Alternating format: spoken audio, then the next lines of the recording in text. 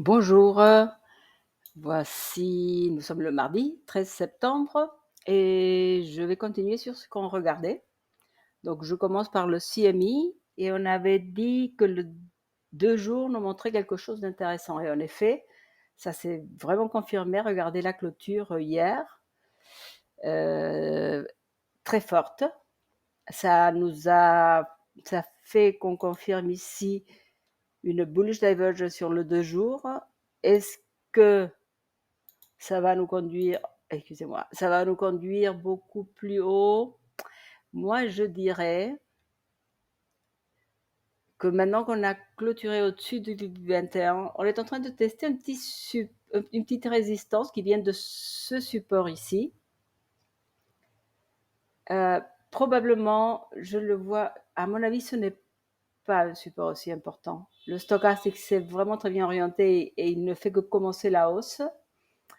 La volatilité est en train de retester le moving average. Est-ce que c'est pour mieux repartir à la hausse? Peut-être. Donc, dans ce cas, ça confirmerait plutôt un bullish case qui nous ramènerait, je pense, jusqu'ici avec peut-être un essai de retester le 55 ici. Ça dépendra un tout petit peu de la vitesse avec laquelle cela se fait. Le 55 va continuer à baisser un tout petit peu, n'est-ce pas, dans les prochains jours. Donc, ça pourrait se passer jusque-là. Mais je pense que aujourd'hui, on a quand même le CPI aux États-Unis à 14h30. Ça va nous donner une petite idée de la situation inflationnaire.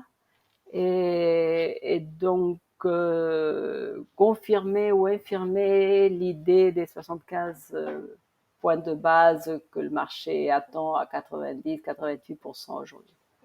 Donc ça, c'est vraiment ce que je voulais vous dire sur le futur CME. Je vais juste passer un petit coup sur le 12 heures là. Parce que parfois, le 12 heures, bon, vous vous rappelez, on avait dit qu'il y avait une possibilité de bullish divergence. Évidemment, elle a été confirmée. Je pense qu'elle a joué. Ça ne veut pas dire que ça ne va pas continuer à monter, mais une hausse de cette magnitude, je peux vous dire le pourcentage. Donc, on aura fait 20%, c'est plus que suffisant à mon avis pour cette divergence. La volatilité commence à être assez élevée, mais elle peut continuer à monter bien sûr. Donc ici, on est pas mal, mais peut-être on peut se dire que bientôt on aura un petit recul. Ça, c'est 12 heures et 4 heures. 4 heures. Qu'est-ce que nous voyons ici? Bon, là, on est déjà beaucoup plus avancé en termes de stochastics. La volatilité a commencé à baisser, ce qui est bon quelque part. Donc, si on doit passer à la baisse, ce qui n'est pas impossible, il faudrait faire que le stochastique clôture et que le prix soit au-dessous de 22 452 pour que, non, 22 400, disons, pour que ça retourne. Donc, ça pourrait nous ramener à une petite, ce serait tout à fait bienvenu, logique, au moins retester le 9, mais je le vois bien venir jusqu'au 21. Voyons voir où il se trouve au moment où ça arrive.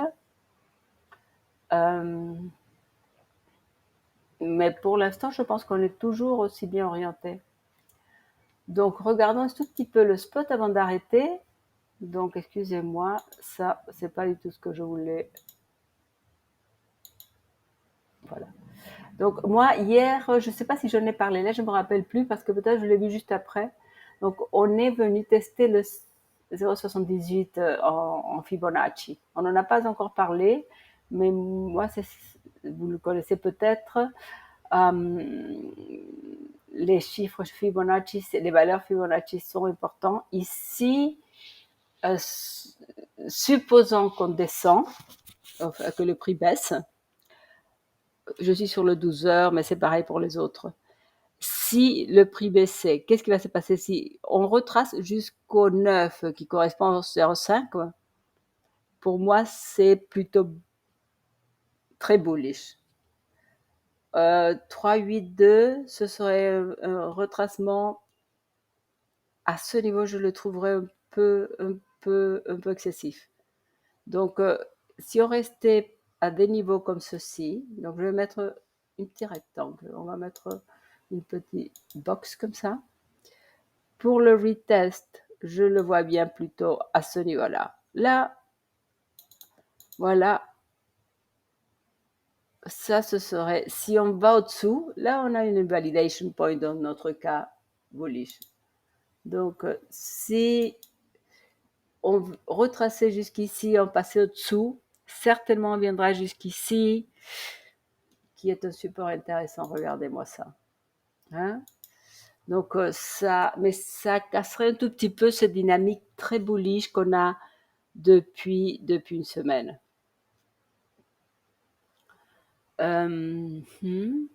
Regardons un tout petit peu ici. Pardon, je crois que j'ai en train de cacher ma bouche. Et donc, vous n'entendez peut-être pas si bien.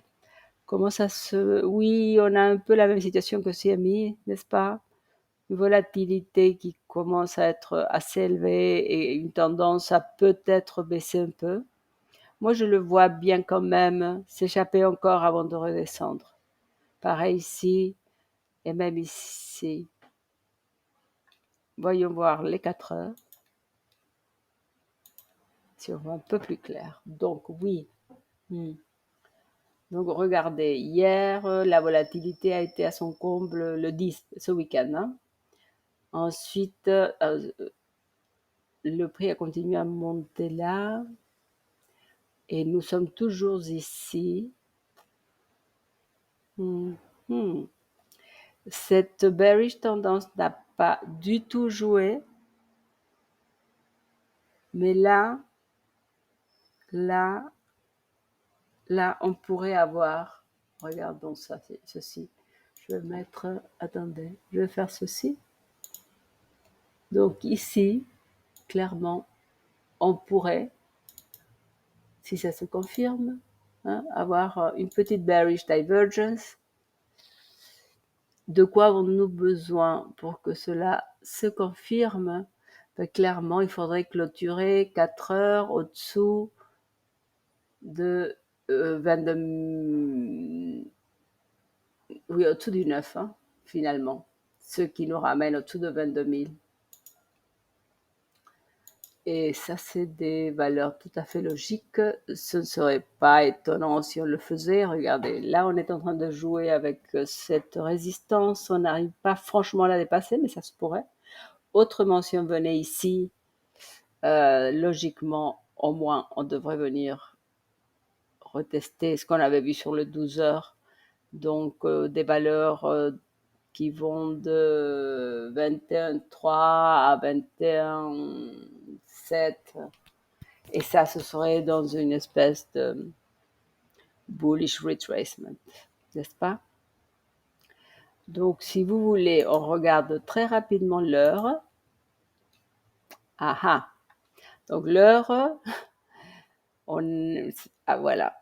Moi, ce type de bougie ou candle, clairement, me dit plutôt, on va attendre que ça clôture, mais si ça, l'heure, donc d'ici 13 minutes fermée au-dessous de 22 336, on continuera à la baisse avec peu de volatilité. Donc, on est toujours dans une espèce de correction, n'est-ce pas,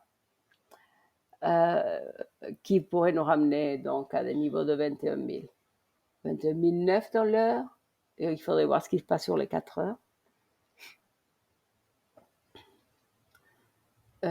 Oui, cette bullish divergence qu'on a bien sûr confirmée a joué moyennement, si c'est le cas. Mais pour une heure, on peut dire que oui, parce qu'on a été jusqu'ici quand même. Il ne faut pas regarder la clôture, mais the wick, la tige de la bougie.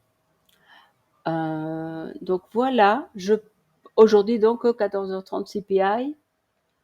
Est-ce que ça va confirmer les 75? Au contraire, si ça venait plus bas qu'espéré, peut-être le marché va quand même se sentir bullish parce qu'on a déjà intégré les 75, qui à mon avis, la Federal Reserve l'a dit, va le faire, indépendamment du chiffre CPI d'aujourd'hui. C'est ce qu'on peut espérer. Si ce n'est pas le cas, ils vont bien le dire aussi probablement.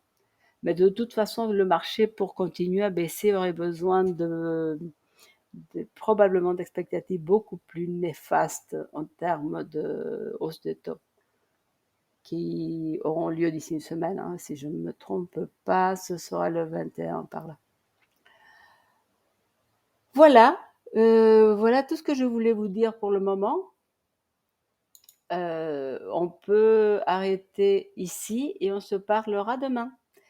Merci beaucoup de m'avoir écouté et n'hésitez pas à me laisser vos commentaires. Bonne journée, au revoir.